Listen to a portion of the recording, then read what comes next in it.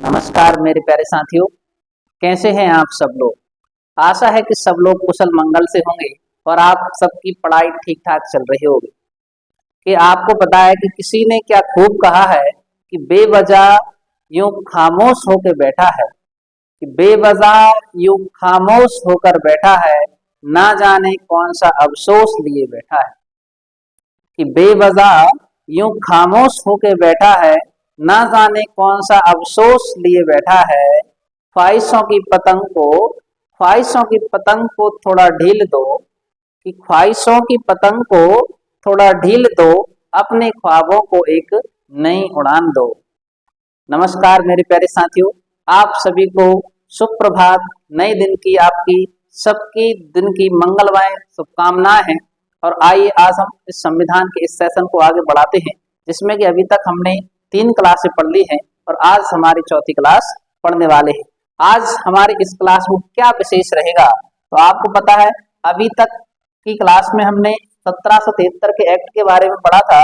अब हम पढ़ देंगे इसमें एक्ट ऑफ सेटलमेंट, फिर इसमें पढ़ेंगे पिट्स इंडिया एक्ट, फिर आएगा आपका 1786 का एक्ट, फिर लास्ट जो रहेगा आपको कौन सा 1793 के एक्ट के बारे में हम चर्चा करने वाले हैं। तो मेरे प्यारे साथियों, लास्ट क्लास में हमने बात की थी 1773 के एक्ट की। तो आपको पता है उसमें भारत में नए नए प्रावधान आए थे, जिनके तहत भारत में गवर्नर को गवर्नर जनरल कर दिया गया था। और आपको पता है कलकत्ता में एक सुप्रीम कोर्ट की स्थापना की गई थी।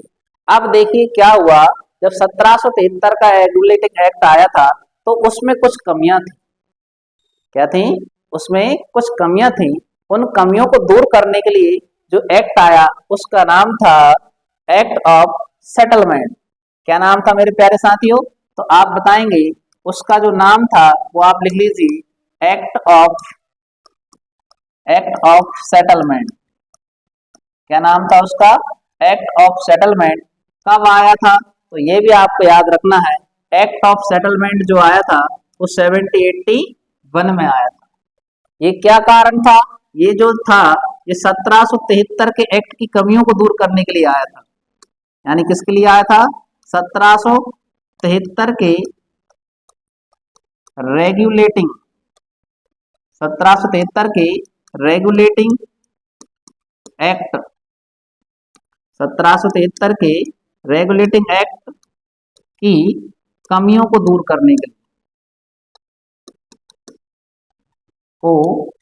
करने के लिए आया था। अब आपके मन में आएगा कि क्या कमियां थी उसमें। तो मेरे प्यारे साथियों, आपको याद रखना कि आपको पता है कि 2 विभाग बनाए गए थे। गवर्नर को गवर्नर जनरल बनाया गया और आपका सुप्रीम कोर्ट आया। तो उन दोनों के कार्यों का विभाजन इसमें नहीं किया गया था कि गवर्नर जनरल क्या काम करेगा और सुप्रीम कोर्ट क्या काम करेगा आपका। तो सबसे बड़ा विवाद का कारण यही था कि दोनों एक दूसरे के क्षेत्र में हस्तक्षेप करते थे। दोनों के कार्यों का विभाजन नहीं किया गया था। तो फिर क्या हुआ, इसमें दोनों के कार्यों के बारे में बताया गया था। तो आप देखिए 1781 का एक्ट आया है, एक्ट ऑफ सेटलमेंट। इसमें जो है गवर्नर जनरल और उसकी परिषद के कार्यों को बताया गया। क्या बताया गया इसमें? गवर्नर जनरल और उसकी परिषद के कार्यों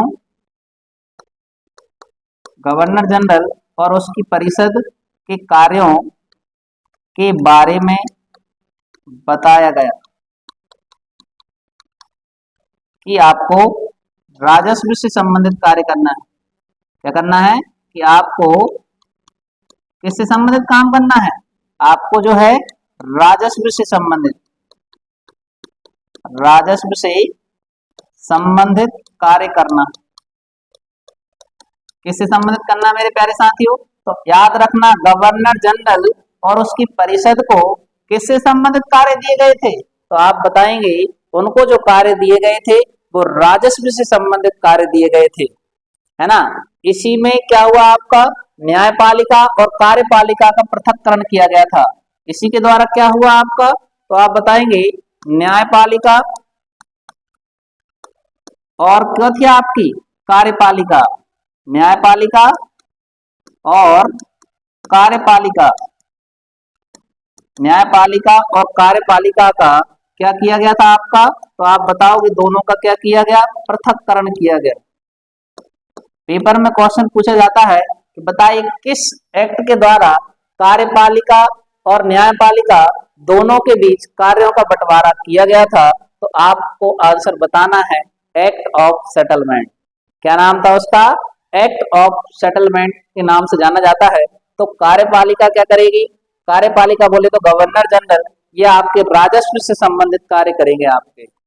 और जो सुप्रीम कोर्ट है, यानी यही हम बात करेंगे किसकी, तो आप बात करोगे सुप्रीम कोर्ट था आपका, यानी आपका जो न्यायालय था, यही हम बात करेंगे किसकी, सुप्रीम कोर्ट।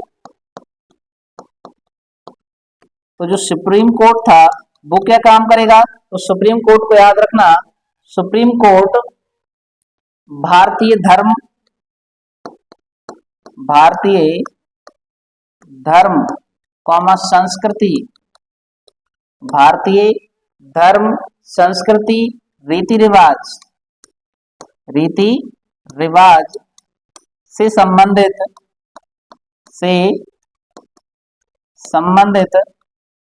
निर्णय सुनाएगा।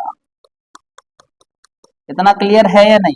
तो आपको याद रखना है कि सुप्रीम कोर्ट को कार्य कब दिए गए, तो आप बताओगे 1781 के एक्ट में क्या कहा गया कि आप धर्म संस्कृति रीति रिवाज से संबंधित आप कानून बनाइए। और गवर्नर जनरल हैं वो आपके राजस्व यानी पैसों से संबंधित कार्य करेंगे। और यही याद रखना है, कलकत्ता की सरकार कलकत्ता के साथ साथ बिहार और उड़ीसा के लिए भी विधि बनाएगी। इसी में क्या प्रावधान आया, इसी में प्रावधान आया था कि जो कलकत्ता की सरकार है, कहाँ की सरकार थी आपकी, कि जो कलकत्ता की सरकार थी, कलकत्ता की सरकार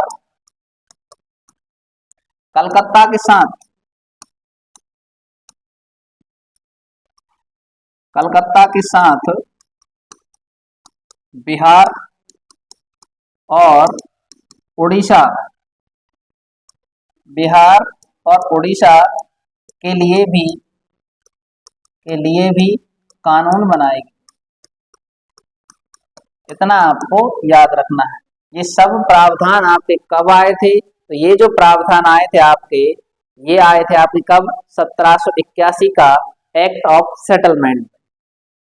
ठीक है मेरे प्यारे साथियों, जब ये एक्ट ऑफ सेटलमेंट आया तो इसके कुछ समय बीतने के बाद, कब, कुछ समय बीत जाने के बाद एक नया एक्ट आया जिसका नाम था 1784 का पिट्स इंडिया एक्ट।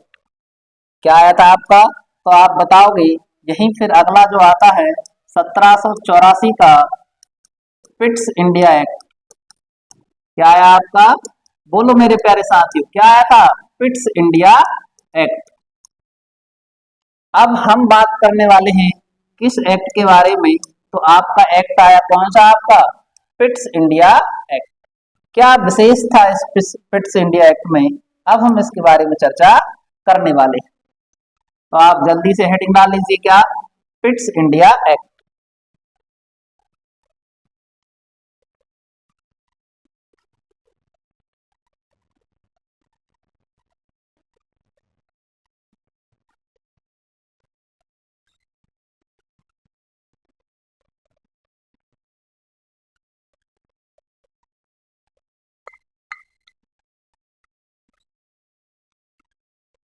तो देखिए हम बात कर रहे हैं पिट्स इंडिया एक्ट की।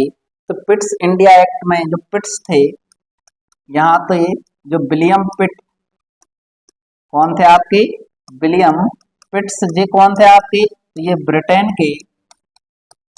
के कौन थे, तो आप बताओगे ब्रिटेन के ये प्रधानमंत्री विलियम पिट, यानी वहां के प्रधानमंत्री के नाम पे ही क्या आया आपका, पिट्स इंडिया एक्ट आया। अब इन्होंने क्या कहा कि इन्होंने कहा कि इस एक्ट के तहत एक स्थायी संस्था का निर्माण करेगा, यानी क्या किया जाएगा आपका, एक स्थायी संस्था का निर्माण किया जाएगा, एक स्थायी संस्था का निर्माण क्या किया जाएगा आपका, एक स्थायी संस्था का निर्माण किया जाएगा जो कंपनी एवं भारत के प्रशासन पर अधिकार करे। जो कंपनी एवं भारत के प्रशासन पर अधिकार करे, अधिकार करे। ऐसा किसने कहा था? विलियम पिट ने कहा था कि हम एक ऐसी संस्था बनाएंगे जो आपकी कंपनी और भारत के प्रशासन पर क्या करे? आपका अधिकार करे। इसका मतलब क्या था? कंपनी और भारतीय शासन पर नियंत्रण करने के लिए लाए थे। ये पिट्स इंडिया एक्ट क्यों आया था? तो इन्होंने बताया कि कंपनी और भारत के शासन पर नियंत्रण करने के लिए आया था। भारत के शासन पर नियंत्रण के लिए आया था। याद रखना आपको कि भारत के शासन और कंपनी पर नियंत्रण करने के लिए कौन सा एक्ट आया था? तो एक्ट का नाम क्या था आपका? पिट्स इंडिया एक्ट था। अब और क्या हुआ? कैसे इन्होंने कंपनी पर नियंत्रण किया? तो मेरे प्यारे साथियों, आपको याद रखना कि आपने एक नाम सुना था जिसका नाम था बोर्ड ऑफ डायरेक्टर्स। कौन थे आपके?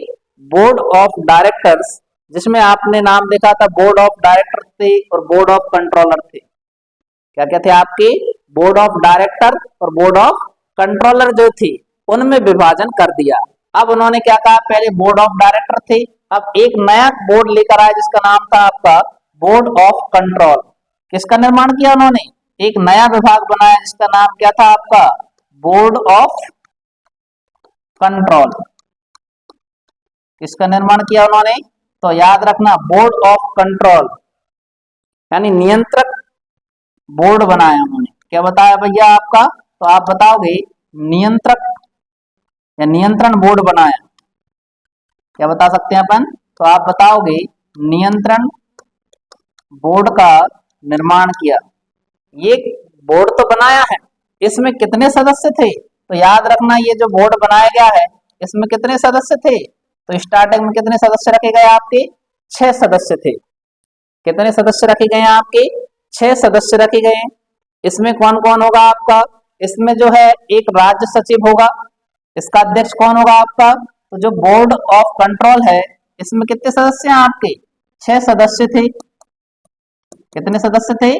6 सदस्य थे। उसमें कौन कौन है आपका? तो एक जो रहेगा आपका वो राज्य सचिव होगा। कौन होगा आपका? राज्य सचिव होगा। और कौन रहेंगे आपके? तो राज्य सचिव के साथ एक चांसलर रहेगा आपका। एक कौन रहेगा आपका? चांसलर। ठीक है ना? और कौन रहेंगे? तो 4 जो है प्रीवी काउंसिलिंग के सदस्य रहेंगे। और कौन रहेगा आपके? 4 जो है वो प्रीवी काउंसलर के सदस्य रहेंगे। तो ऐसे इन्होंने करके कुल कितने सदस्य लेकर आए हैं? 6 सदस्य लेकर आए। किसमें? बोर्ड ऑफ कंट्रोल में आपके कितने सदस्य आए हैं मेरे प्यारे साथियों? तो आप बताएंगे 6 सदस्य आए हैं। 6 कौन कौन है? एक भारत सचिव है, दूसरा चांसलर आया, तीसरा कौन है? प्रीवी काउंसिलिंग के सदस्य थे। अब ये क्या काम करेंगे आपके? तो ये जो ब्रिटेन की सरकार ने बनाया, ये क्या करेगा? कंपनी का कोई व्यक्ति नहीं था। तो चांसलर जो था वो कंपनी का कोई व्यक्ति नहीं था। चांसलर कौन था आपका? कंपनी का कोई भी व्यक्ति नहीं था। चांसलर कौन था आपका? एक कंपनी का कोई भी व्यक्ति नहीं था। फिर ये क्या काम करेंगे? तो ये जो काम करेंगे ये कंपनी के क्या करेंगे आपके? ये राजनीतिक कार्यों पर नियंत्रण करेंगे। याद रखना, जो बोर्ड ऑफ कंट्रोल है, क्या है आपका? जो बोर्ड ऑफ कंट्रोल था ये क्या कार्य करेंगे आपके? ये कंपनी के राजनीतिक कार्यों पर क्या करेंगे आपके? नियंत्रण करेंगे।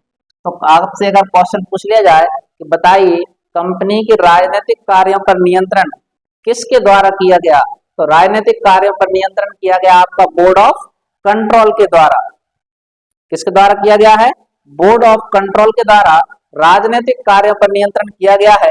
और यही हम बात करें किसकी? Board of control. किसकी बात करें अगर हम? बोर्ड ऑफ कंट्रोल तो आपका राजनीतिक कार्य कर रहा है, और यही हम बात करते हैं किसकी? Board of directors. Board of directors कौन थे आपके? जो बोर्ड ऑफ डायरेक्टर्स थे, ये इनकी संख्या कितनी थी? तो इनकी संख्या आपको पता है? बताइए कितनी संख्या है, जल्दी से बताइए आप, कितनी संख्या है इनकी? तो आप बताइए इनकी संख्या कितनी थी आपकी? 24। तो ये क्या काम कर रहे थे आपके? ये कंपनी पर नियंत्रण कर रहे थे आपके। किस पर नियंत्रण कर रहे थे? कंपनी बोले तो व्यापार पर नियंत्रण करते थे, व्यापारिक कार्यों पर नियंत्रण। किसके लिए बनाया गया था इनको? इनको बनाया गया था व्यापारिक कार्यों पर नियंत्रण। तो देखिए कंपनी को दो भागों में बांट दिया गया है। यहीं से आपको पता है क्राउन का शासन किस पर हो गया? आपका कंपनी पर हो गया। याद रखना आपको, यहीं से ब्रिटिश क्राउन का शासन किस पर लागू हो गया है? आपका कंपनी और भारत के शासन पर, भारत के शासन पर। तो अगर क्वेश्चन आ जाए कि बताइए किस समय से ब्रिटिश क्राउन का शासन लागू हो जाता है, तो आप नाम बताएंगे पिट्स इंडिया एक्ट 1784 से। और क्या किया इसने? और उन्होंने कहा कि अभी तक जो कंपनी ने क्षेत्र अर्जित किए हैं, क्या किया है? तो याद रखना कि जो अभी तक इन्होंने क्या प्रावधान लेकर आए, तो इन्होंने क्या कहा? क्राउन ने कंपनी द्वारा अर्जित क्षेत्र, कंपनी द्वारा अर्जित क्षेत्र अब जो है ब्रिटिश आधिपत्य क्षेत्र यानी ब्रिटिश भारत के नाम से जाने जाएंगे। कंपनी द्वारा अर्जित क्षेत्र अब वो किस नाम से जाने जाएंगे आपके? ब्रिटिश आधिपत्य। किस नाम से जाने जाएंगे आपके? जल्दी से बोलिए, किस नाम से जाने जाएंगे? तो आप बताओगे ब्रिटिश आधिपत्य क्षेत्र। किस नाम से जाने जाएंगे आपके? कंपनी द्वारा अर्जित क्षेत्र अब जो है ब्रिटिश आधिपत्य क्षेत्र के अंतर्गत आएंगे।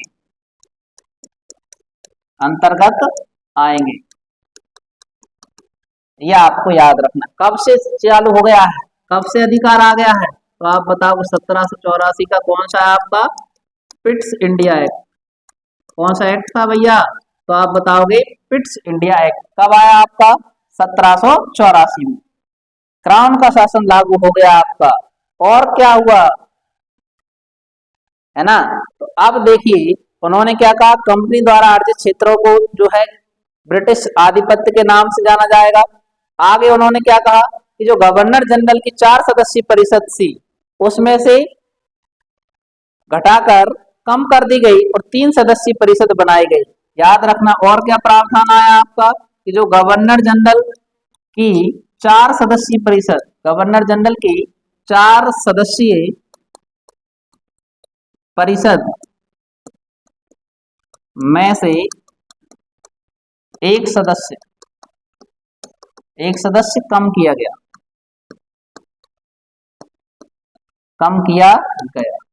याद रखना सबसे पहले कि जो आपको याद रखना गवर्नर जनरल की 4 सदस्यीय परिषद में से एक सदस्य कम कब किया गया? तो आप बताओगे 1784 के पिट्स इंडिया एक्ट के द्वारा।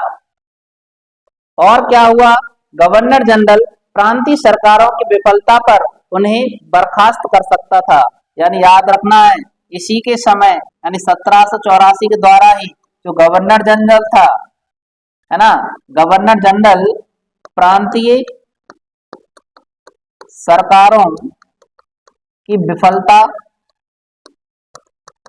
पर उन्हें बर्खास्त कर सकता था। अब आप कहोगे ये क्या था?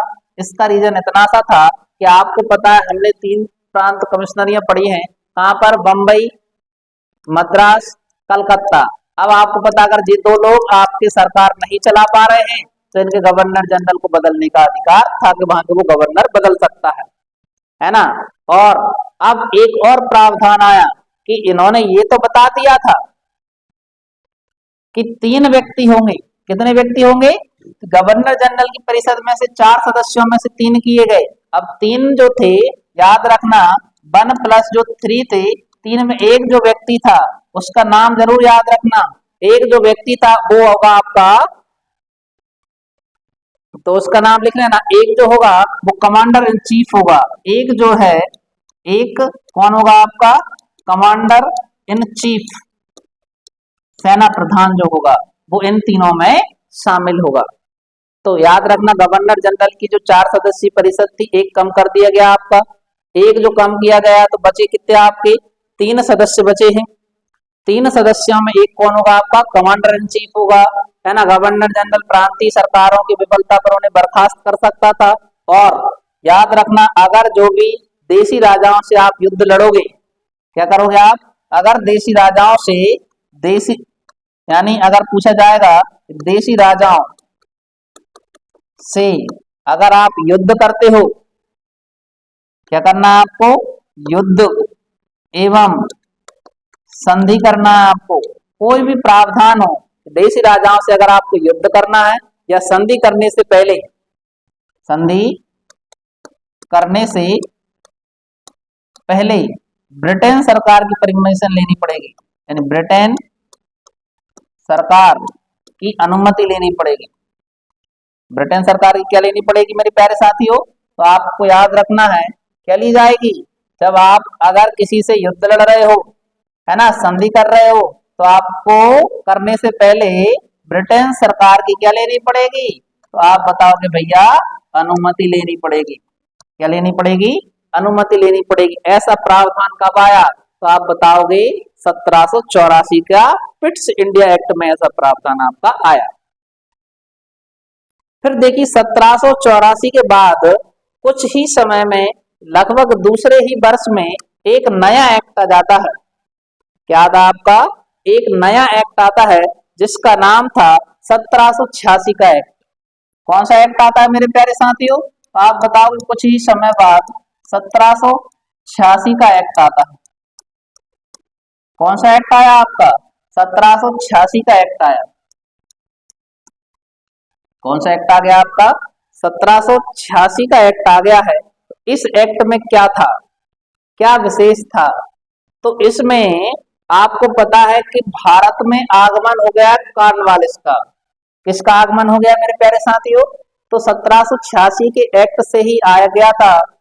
गवर्नर जनरल बन के आ गए थे आपके, जिनका नाम क्या था आपका? Lord Cornwallis. इसमें क्या हुआ, जब कॉर्नवालिस आपके वायसराय या गवर्नर जनरल बनकर आए हैं, तो फिर उन्होंने क्या कहा? कुछ कंडीशन रखी कि हम जाएंगे तो सही भारत, लेकिन हमें कुछ एडिशनल पावर चाहिए। तो याद रखना गवर्नर जनरल को इसके तहत, इसको गवर्नर जनरल को विशेष परिस्थितियों में, याद रखना गवर्नर जनरल को विशेष परिस्थितियों में, गवर्नर जनरल को विशेष परिस्थितियों में अपनी परिषद का निर्णय, गवर्नर जनरल को विशेष परिस्थितियों में अपनी परिषद का निर्णय निरस्त करने का अधिकार दिया गया। निरस्त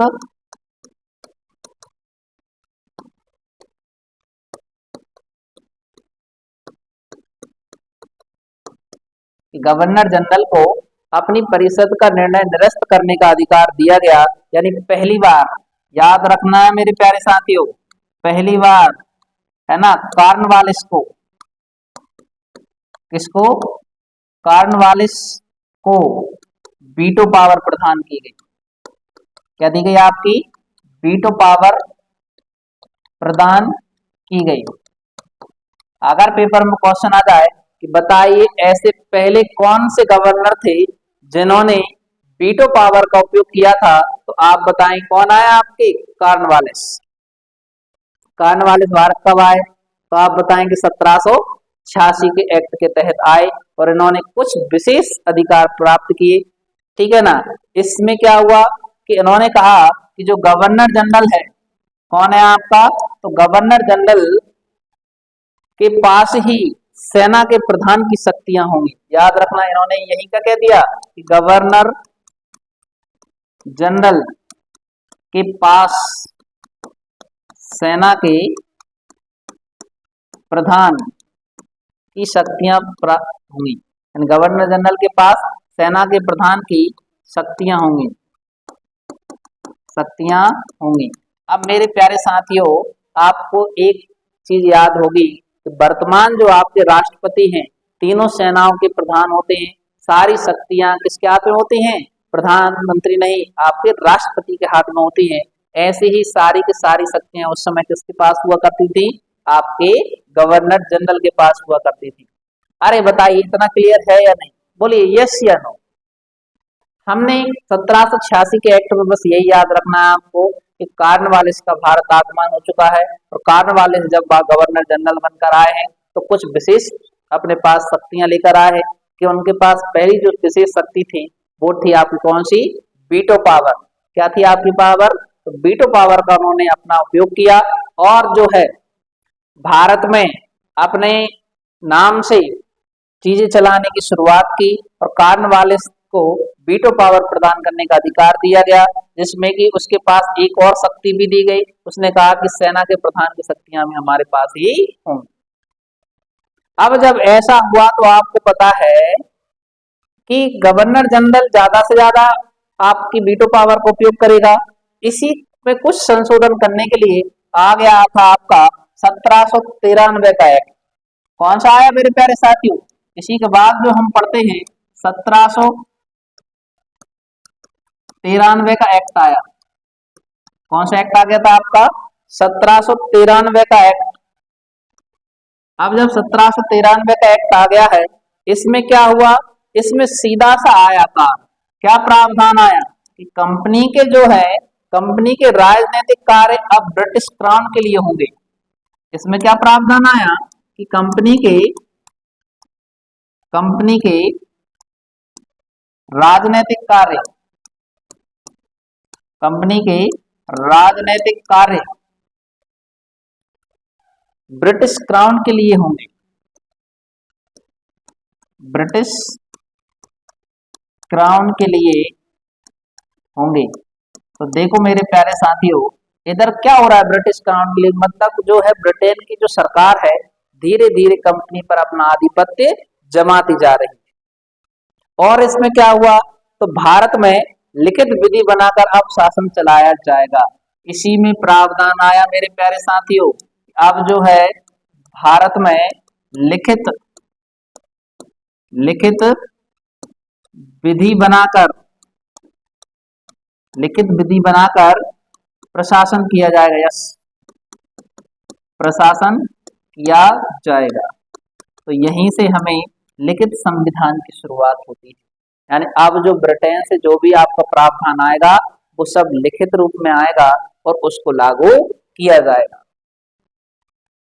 फिर क्या हुआ, अब उन्होंने सीधा सा कहा, इसी में प्रावधान आया मेरे प्यारे साथियों, क्या प्रावधान आया कि अब आपको पता है उन्होंने एक बोर्ड बनाया था जिसका नाम था बोर्ड ऑफ कंट्रोल। क्या बनाया था उन्होंने, बोर्ड ऑफ कंट्रोल। कौन सा विभाग बनाया था, बोर्ड ऑफ कंट्रोल। तो उन्होंने कहा कि भाई एक बात बताओ आप, जो बोर्ड ऑफ कंट्रोल है वो क्या कर रहा है, राजनीतिक कार्य देख रहा है। किसके राजनीतिक कार्य देख रहा है, भारत की। तो इसको सैलरी हम क्यों दें, तो इनको जो सैलरी अब कहां से दी जाएगी, है ना, भारतीय राजस्व से दिया जाएगा। तो आप लिख लेना, इनका जो वेतन है, इनका वेतन अब भारतीय राजस्व से दिया जाएगा, भारतीय राजस्व से दिया जाएगा। अब आपके लिए एक क्वेश्चन है कि आप जल्दी से कमेंट करके आंसर दीजिए कि बोर्ड ऑफ कंट्रोल में कितने सदस्य थे, जल्दी से बताइए, बोर्ड ऑफ कंट्रोल में कितने सदस्य थे। तो आपको बताया गया था इसमें कितने सदस्य थे, तो आप बताएंगे 6 सदस्य थे। कितने सदस्य थे मेरे प्यारे साथियों, इसमें 6 सदस्य हुआ करते थे आपके। अब और क्या हुआ इसमें, तो बोर्ड ऑफ कंट्रोल हो गया, इनका वेतन जा रहा है ना। 1793 से स्पष्ट हो गया आपका। यहीं से जो हमें साक्ष्य मिलते हैं, धन के बहिर्गमन के साक्ष्य मिले आपको, यानी किसके संकेत मिलने लगे थे आपके, तो याद रखना 1793 से ही धन के बहिर्गमन, धन के बहिर्गमन, है ना, किसके साक्ष्य मिलने लगे आपके, धन के बहिर्गमन के संकेत। यहीं से इन्होंने क्या कर दिया, धन का बहिर्गमन चालू हो गया। मतलब अब भारत का पैसा दूसरे देशों के कर्मचारियों को जाएगा, है ना। और क्या प्रावधान आया इसमें, तो मेरे प्यारे बच्चों, और देखो कितना दिमाग लगाया जा रहा है, कितना सोच समझ के आपका शासन किया जा रहा है। अब उन्होंने क्या कहा कि इनको तो दिया ही दिया जाएगा, साथ में और क्या होगा, आपको जो है सभी खर्च निकाल कर 5 लाख रुपए ब्रिटेन सरकार को भेजना होगा। यानी इन्होंने और क्या प्रावधान लाए, प्रावधान लाए कि सभी खर्चे निकाल कर, सभी खर्चे निकाल कर, क्या कहा कि सभी खर्चे निकाल कर, सभी खर्चे निकाल कर 5 लाख रुपए, 5 लाख रुपए वार्षिक ब्रिटेन सरकार को देना होगा।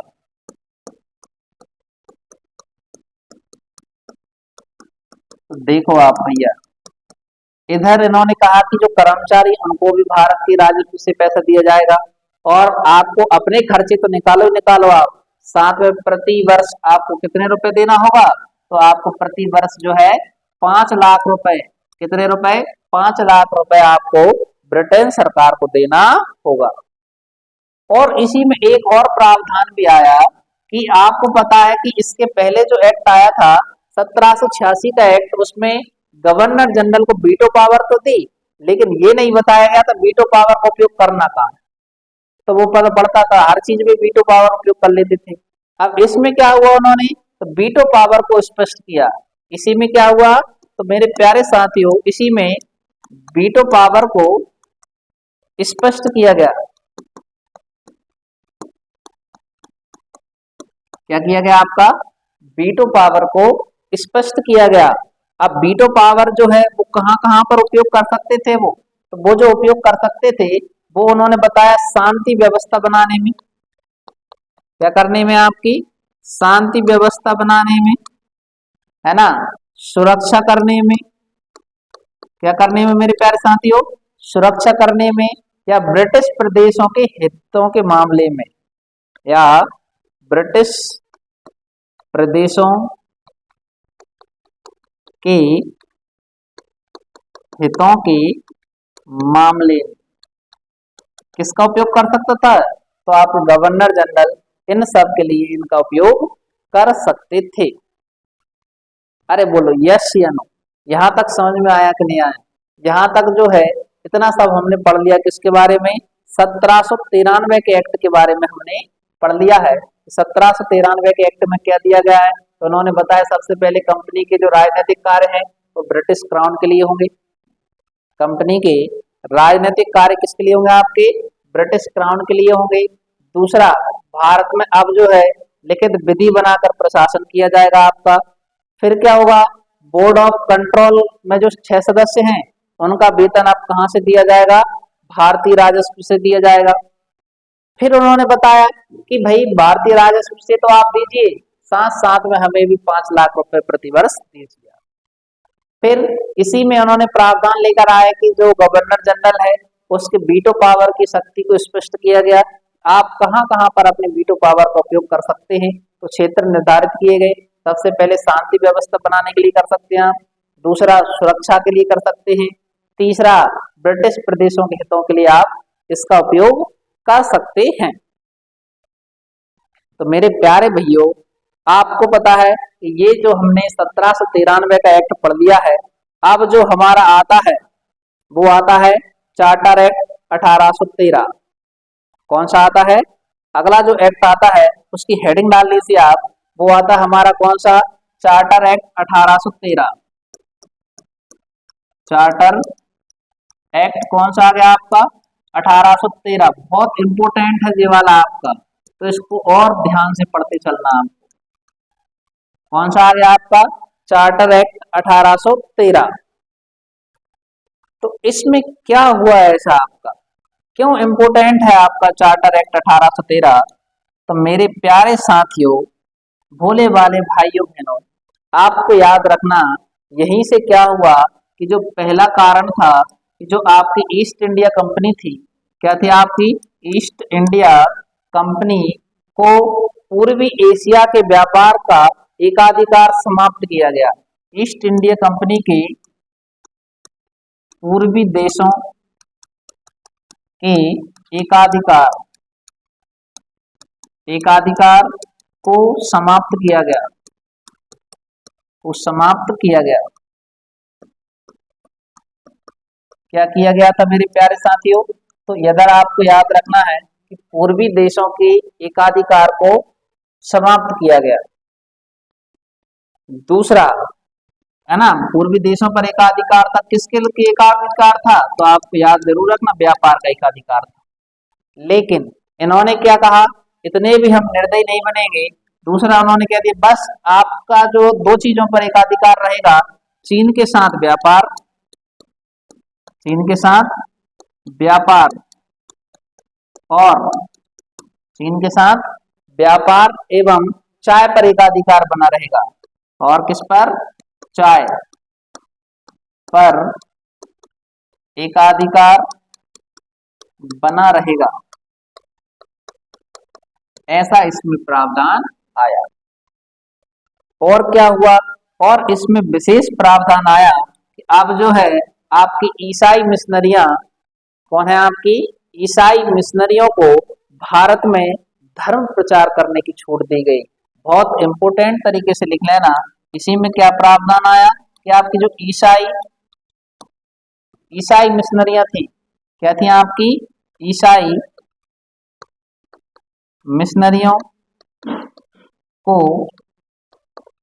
भारत में धर्म प्रचार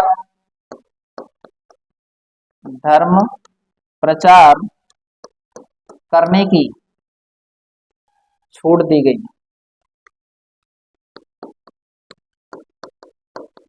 अब देखिए इधर से ही नहीं है, धर्म प्रचार की छूट तो दी गई है, साथ साथ उन्होंने क्या कहा कि भैया धर्म प्रचार करेंगे तो वो कहीं ना कहीं रहेंगे भी। अब रहेंगे तो रहने के लिए उन्होंने क्या कहा कि कलकत्ता में, यही प्रावधान आया आपका, कहां पर? कलकत्ता, कलकत्ता में एक गिरजाघर की स्थापना की जाएगी। किसकी स्थापना की जाएगी आपकी? तो आपको याद रखना, कलकत्ता में किसकी? गिरजाघर। गिरजाघर बोले तो चर्च की स्थापना हो गई। किसकी स्थापना होगी आपकी? चर्च की स्थापना की जाएगी।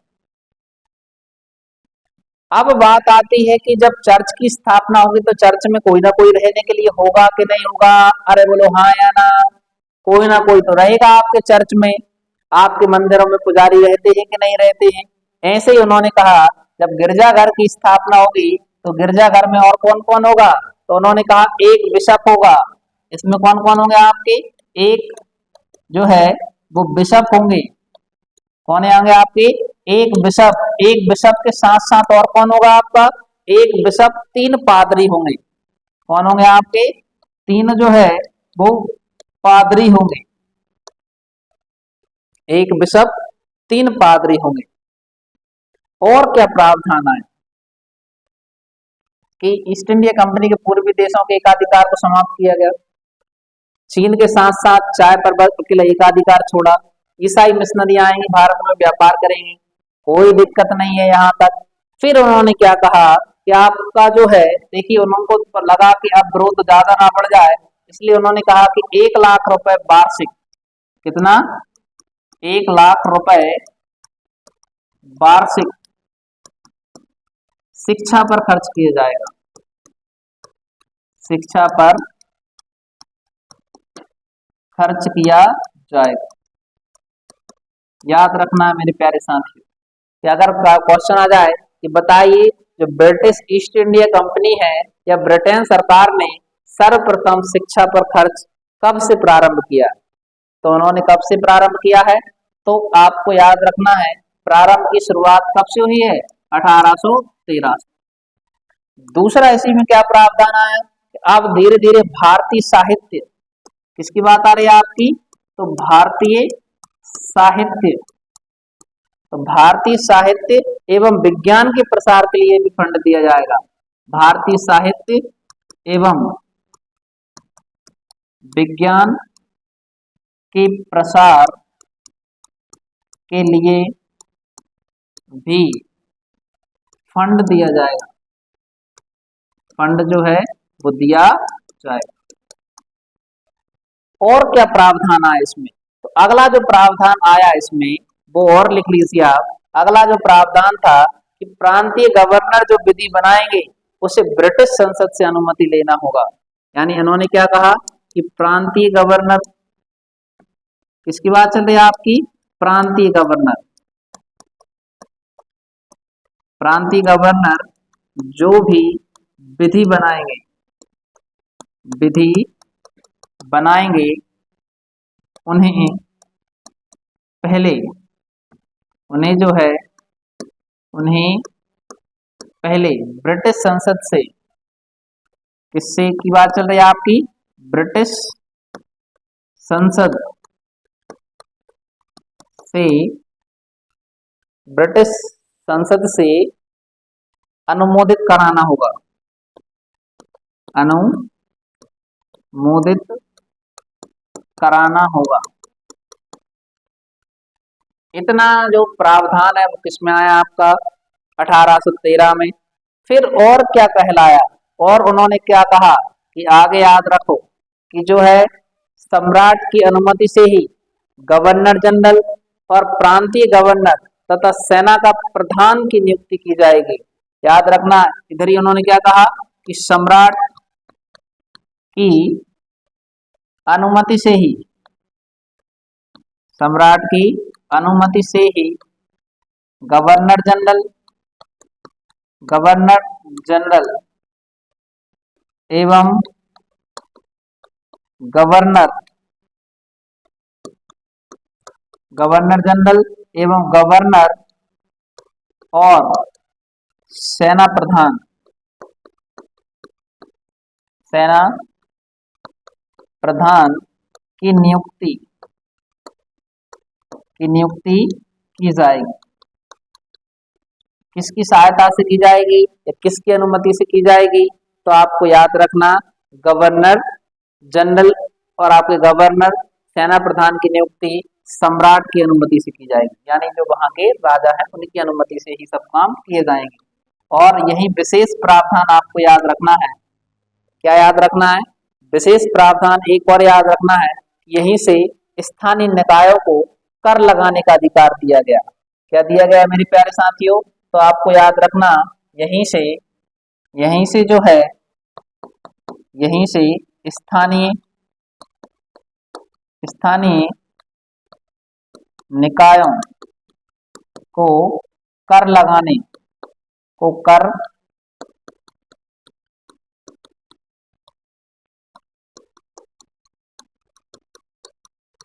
क्या हुआ कि स्थानीय निकायों को कर लगाने का अधिकार दिया गया। कौन कौन से कर लगाएंगे? जैसे सफाई कर, जैसे कौन से हैं आपके? तो आप बताओगे सफाई कर, चौकीदारी कर, चौकीदारी कर।